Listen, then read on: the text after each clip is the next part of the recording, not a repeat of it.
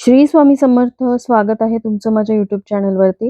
आजचा दिवस तुम्हाला खूप छान सुखाचा समाधानाचा जाऊ देत, हीच मी स्वामींच्या चरणी प्रार्थना करते आणि आजच्या या नवीन व्हिडिओला सुरुवात करते. उद्या आहे 30 एप्रिल 2025 वार बुधवार आणि उद्या आलेली आहे अक्षय तृतीया. अक्षय तृतीया ही वर्षभरातून एकदाच येणारी तिथी. या दिवशी पितरांची सेवा करावी असे आपले धर्मशास्त्र सांगते. त्याचबरोबर हा दिवस लक्ष्मीनारायणाला देखील समर्पित आहे. खरं तर आपण पितृपक्षामध्ये पितरांची पूजा ही करतोच, पण यासोबतच अक्षय तृतीयेच्या दिवशी देखील पितरांची पूजा ही अवश्य केली पाहिजे असे आपले शास्त्र सांगते. आणि म्हणूनच ज्या घरातील स्त्री हे उपाय अक्षय तृतीयेच्या दिवशी आवर्जून करते, त्या घरामध्ये नेहमी देवी लक्ष्मी अखंड वास करते.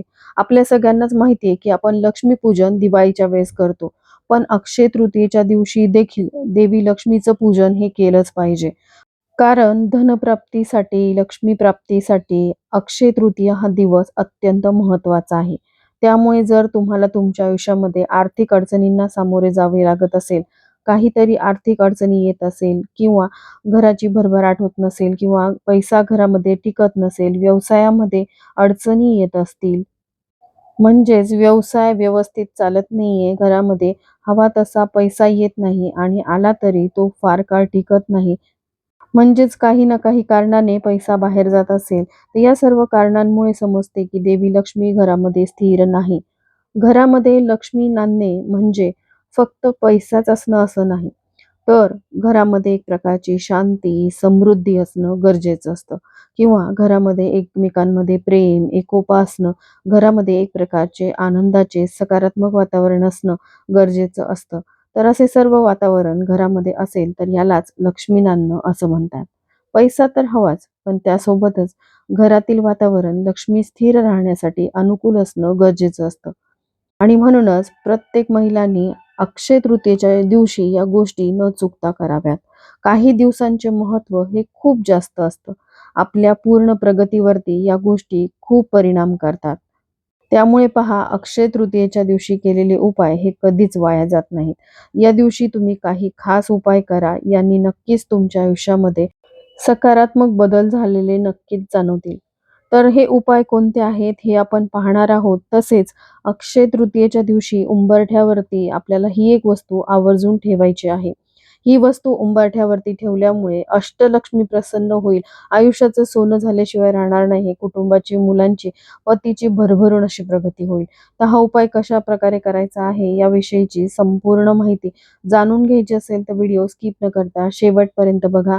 चॅनलवरती पहिल्यांदा आला असाल तर नक्कीच सबस्क्राईब करा आणि असेच नवनवीन माहिती पूर्ण व्हिडिओ बघण्यासाठी बेल आयकॉनलाही क्लिक करा.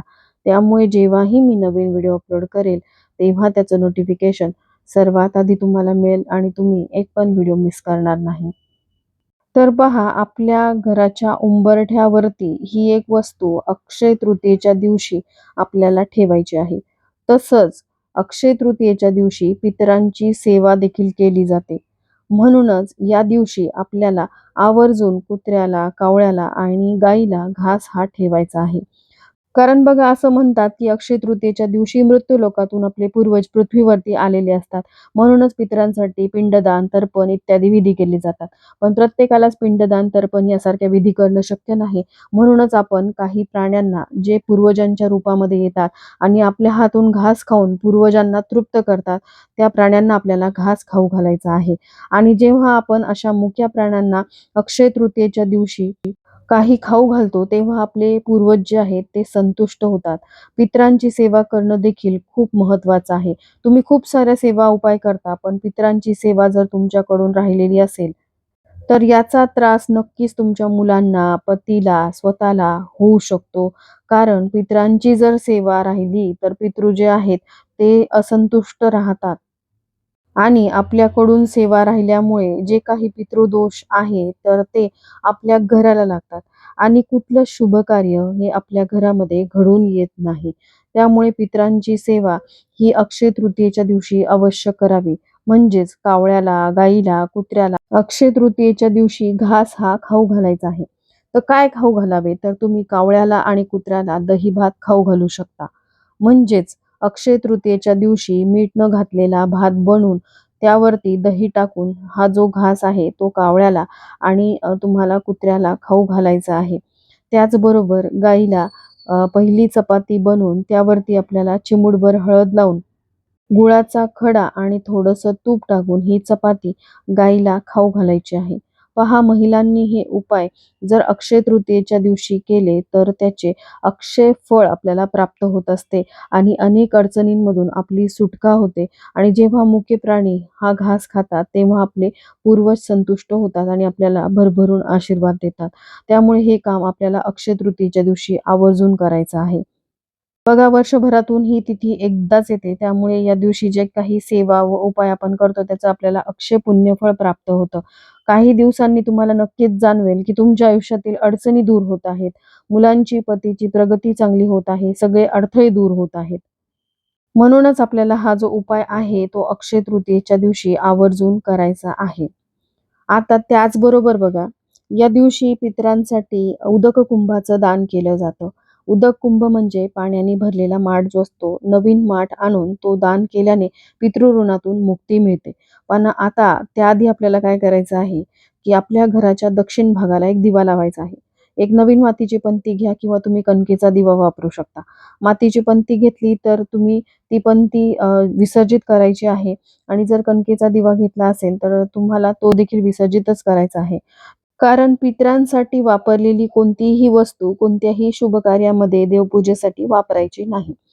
आता बघा, आता हा जो दिवा आपण कणकेचा तयार केलाय किंवा तुम्ही एखादी मातीची पंती घेतलेली असेल, तर आपल्या घरातील दक्षिणेकडे पितरांसाठी हा दिवा आपल्याला लावायचा आहे. हा दिवा लावताना त्या दिव्यामध्ये तुम्ही मोहरीचे तेल टाकू शकता किंवा तिळाचं तेल टाकलं तरीही चालेल किंवा हे दोन्हीपैकी कोणतंही तेल नसेल तर तुम्ही जे दिव्याचं तेल वापरता ते तेल टाका आणि यामध्ये चिमूटभर काळे तीळ टाकायचे आहेत. कापसाची एकच वात घालून हा दिवा जो आहे तो प्रज्वलित करायचा आहे आणि हा दिवा तुम्हाला तुमच्या घरातील दक्षिण भिंती जवळ दक्षिणेकडे तोंड करून लावायचा आहे. आणि हा दिवा लावताना आपल्या पितरांचं स्मरण करायचं आहे आणि घरातील सर्वांनी त्या दिव्याजवळ यायचं आणि त्यानंतर त्या दिव्याला नमस्कार करायचा आहे. पितरांचं स्मरण करून आमच्याकडून काही चुकले असेल तर आम्हाला माफ करा असं घरातील सर्वांनी तिथे म्हणायचं आहे. महिलांनी सासरच्या आणि माहेरच्या दोन्हीही पितरांचे तिथे स्मरण करायचे आहे. अक्षय तृतीयेच्या दिवशी आपण जर असा दिवा दक्षिणेकडे तोंड करून लावला तर आपले पितृदोष जे आहेत तर ते दूर होतात. दक्षिण दिशा ही पितरांची दिशा असते, यमाची दिशा असते.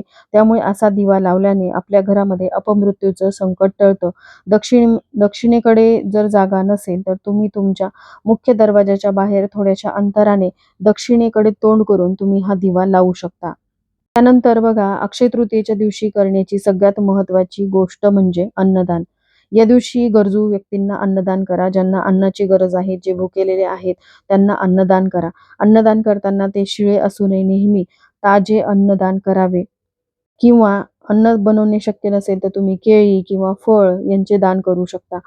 त्याचबरोबर अक्षय तृतीयेच्या दिवशी जर आपण अन्नदान केले तर नक्कीच आपल्या आयुष्यातील अडचणी दूर होतात आणि आपल्या प्रगतीचे जे मार्ग आहेत ते खुले होतात. एवढं महत्त्व अक्षय तृतीयेला आहे, कारण याचं फळही आपल्याला अक्षय मिळत असतं, म्हणजेच ज्याचा कधीही क्षय होत नाही. त्याचबरोबर बघा, अक्षय तृतीयेच्या दिवशी काही गोष्टी दुसऱ्यांना देणे कटाक्षाने टाळावे. ज्यामध्ये सुट्टे पैसे एखाद्याला देणे किंवा एखाद्याला उधार पैसे देणे किंवा उधार पैसे घेणे अक्षय तृतीयेच्या दिवशी टाळावे. त्याचबरोबर दही, दूध, तूप, ताक यासारखे दुधापासून बनवलेले पदार्थ देखील दुसऱ्यांना देणे टाळावे. हे पदार्थ लक्ष्मीकारक असतात. त्यामुळे हे पदार्थ तुम्हाला अक्षय तृतीयेच्या दिवशी दुसऱ्यांना देणे टाळायचे आहे. त्याचबरोबर अक्षय तृतीयेच्या दिवशी सगळ्यांनी अंघोळीच्या पाण्यामध्ये 2 ते 3 थेंब गोमूत्राचे टाकायचे आहेत किंवा गंगाजल टाकू शकता. चिमूटभर हळद, थोडंसं दही टाकायचं आहे आणि अशा पाण्याने अंघोळ करायची आहे. यामुळे आपल्याला काही दोष लागलेले असतात तर ते दूर होतात. त्यामुळे अक्षय तृतीयेच्या दिवशी या 3 वस्तू अंघोळीच्या पाण्यामध्ये टाकून अंघोळ करावी.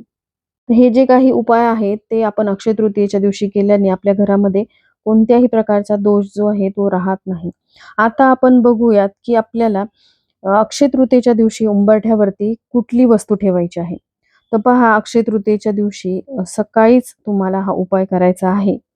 सकाळी म्हणजे अगदी ब्रह्ममुहूर्तावरती उठून तुमचं सगळं आवरल्यानंतर तुम्ही हा उपाय करू शकता. पण दुपारी 12च्या आत तुम्ही हा उपाय करण्याचा प्रयत्न करा. कारण बऱ्याच जणांना सकाळी खूप धावपळ असते. त्यामुळे जर शक्य नाही झालं तर दुपारी 12च्या आत हा उपाय करण्याचा प्रयत्न करा. आपल्या घराचा जो उंबरठा असतो तिथूनच देवी लक्ष्मीचं आगमन होत असतं. उंबरठा आपल्या घराचं सर्वस्व असतं. सकारात्मक आणि नकारात्मक दोन्हीही ऊर्जा या आपल्या घरामध्ये प्रवेश करतात. काही विशिष्ट तिथींना केलेल्या उपायामुळे घरातील नकारात्मक ऊर्जा, वास्तुदोष हे नष्ट होतात. म्हणूनच आपल्याला काय करायचं की उंबरठ्यावरती या दिवशी न चुकता तुम्हाला हळदीचं लेपन करायचं आहे.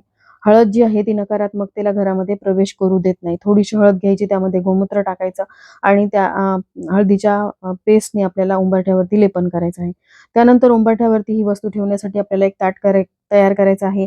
यामध्ये एक मातीची पंती घ्यायची, त्यामध्ये शुद्ध गाईचं तूप टाकायचं आहे. शुद्ध गाईचं तूप घेणं शक्य नसेल तर तुम्ही जे देवपूजेसाठी तेल वापरता ते तेल यामध्ये घ्यायचं. त्यानंतर 2 वातींची 1 वाती यामध्ये टाकायची आहे.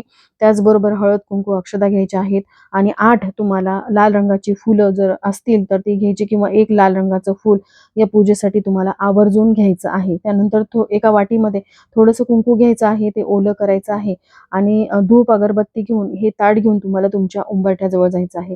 सर्वप्रथम तुम्हाला काय करायचं आहे की उंबरठ्याच्या दोन्ही बाजूला स्वस्तिक हे शुभचिन्ह काढायचं आहे.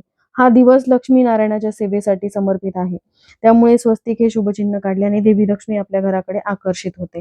आणि त्यानंतर तुम्हाला त्या ओल्या कुंकवाने उंबरठ्याच्या मधोमध 8 बिंदू काढायचे आहेत. ओल्या कुंकवाने 8 ठिकाणी तुम्हाला टिक्के द्यायचे आहेत. थेंब, बिंदू तुम्ही काहीही म्हणू शकता.